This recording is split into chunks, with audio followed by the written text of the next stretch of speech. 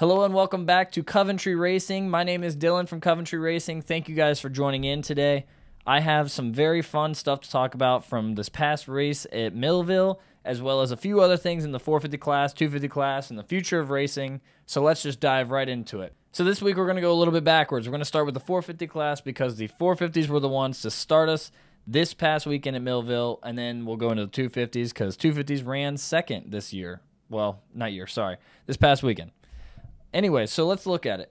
The 450 class. So, honestly, I think that we've figured something out.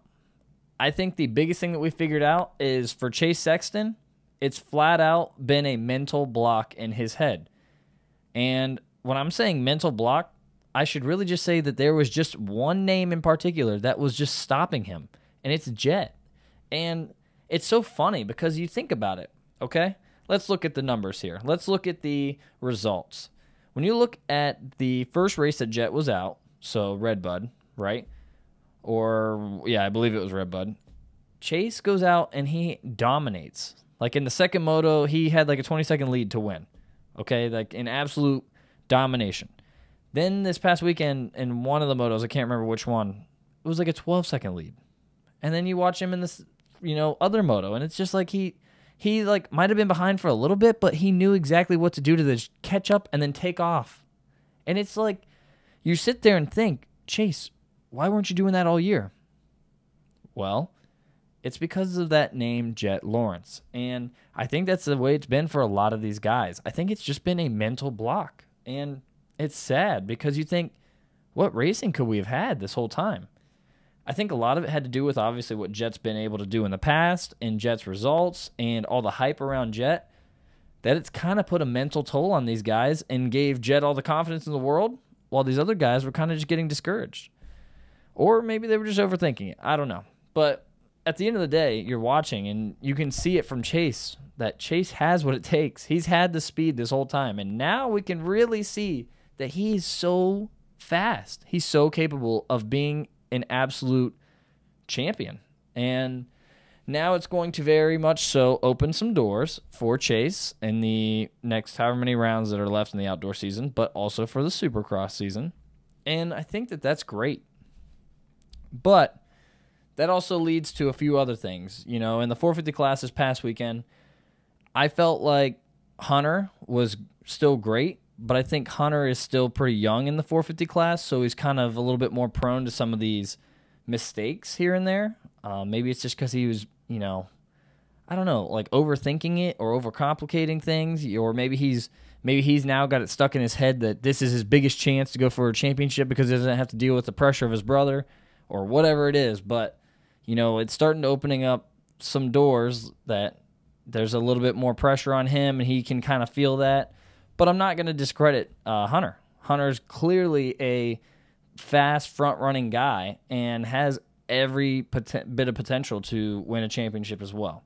So the 450 class is starting to really open up some doors. We get to see some things that we might not have seen before, and it's really good. It's exposing some of the flaws, some of the secrets, so to speak, whatever you want to call it. So that's really good. Justin Cooper, overall, I feel like he has what it takes to be a front runner as well, but the only thing is he's got to be a little bit more open to certain things, right? Like they talked about the whole first moto that he didn't have a good start because he wasn't going to use a scoop tire, and apparently they said that he never likes the scoop tire and he never wants to use it.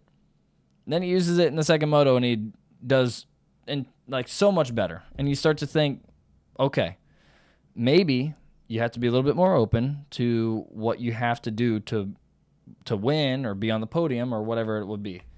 And so I think that's really a big thing for Justin Cooper. I noticed for AP still looks really fast. He's still staying up in that top 5 range, just showing what it takes from his position to kind of stay consistent and keep up with these guys all the way at the front. So honestly, I really do like where the 450 class is starting to go. But I will say it's a little, it's still a little slow compared to our 250 class. And by slow, I mean entertainment-wise, because we know those guys aren't slow. But when you jump to our 250 class, this past weekend, Moto 1, it was whatever. It was just like your regular race, I suppose you could say. But obviously out at Millville, it's a very crazy track, and I believe they said Alex Martin gave insight that they wanted to till it up a little bit deeper and kind of have it a little bit sandier and a little bit more different this year, which is pretty cool to see. Most of those tracks stay just about the same every single year. So to throw like a little bit of a different loop in the game, that makes it kind of cool. So props to them for doing that. But yeah, obviously Kitchen was cooking. He was in the kitchen cooking.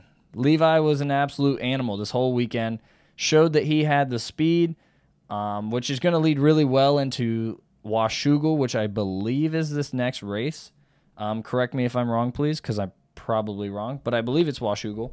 And that's Levi's home race. And if that is the case and it's the next race, that's going to be a great transition for Levi, because he's going to go from a 1-1 victory overall to heading into a home race, which honestly this past weekend was what I was expecting more out of Levi this whole season. But that's okay.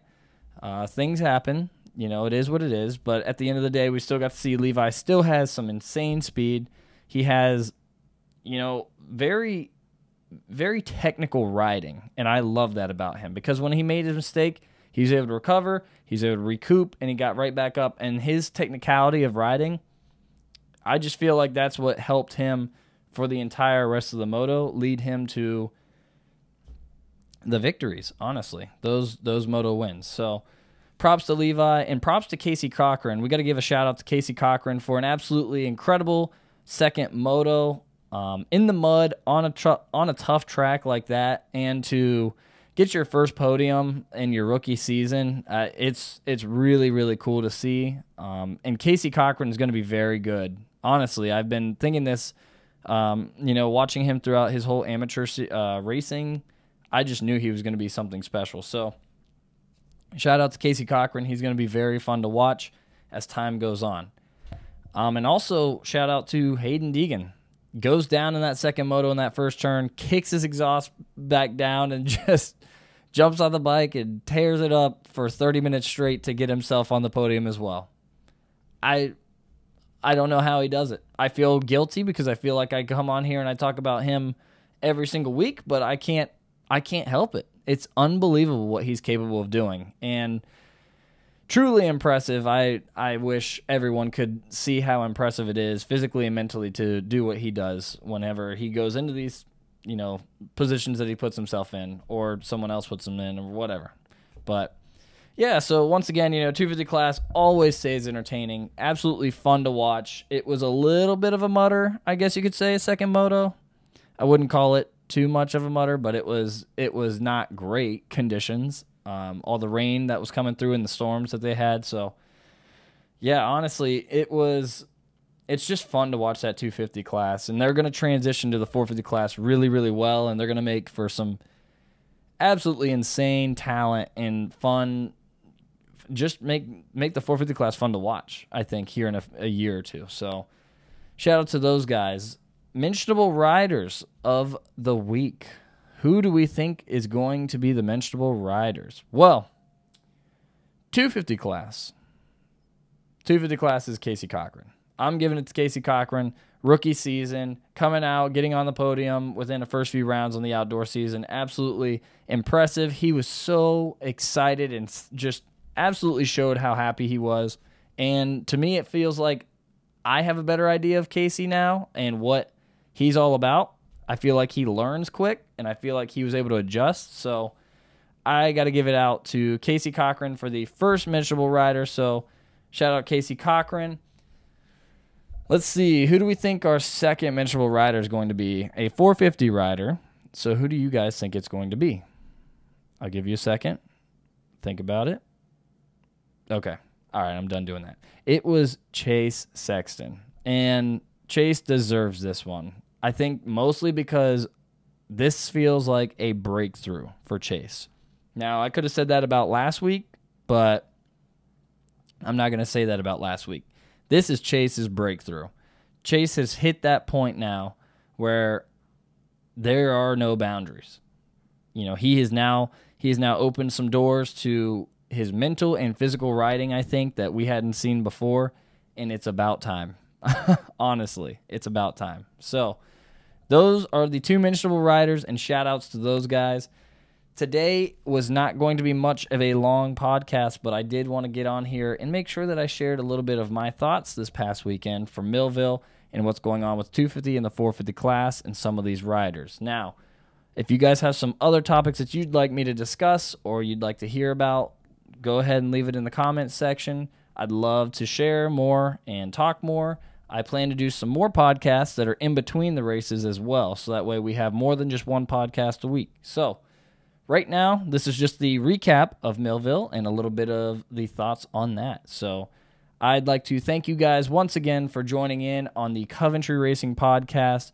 I'd like to thank you, and once again tell you that my name is Dylan, and please have a wonderful day.